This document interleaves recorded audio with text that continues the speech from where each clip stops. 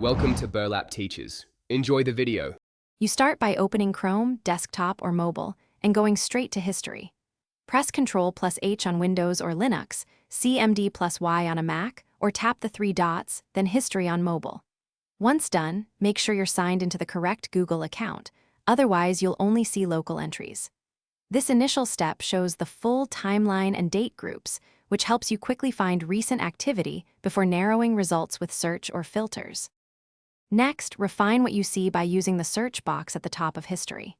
Type a site name, keyword, or full URL to instantly narrow results. Chrome matches titles and addresses.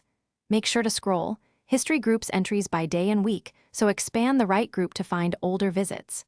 If you sync devices, click tabs from other devices, or use Chrome//history to reveal cross-device entries. These filters save time when a single search returns too many pages.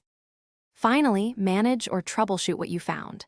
To remove entries, click the three-dot menu beside any item or choose Clear Browsing Data to erase ranges or everything.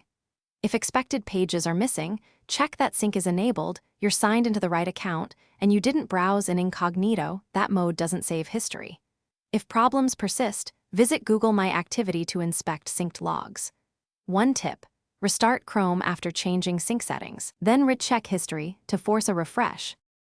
Thanks for watching. Consider subscribing if this video helped you.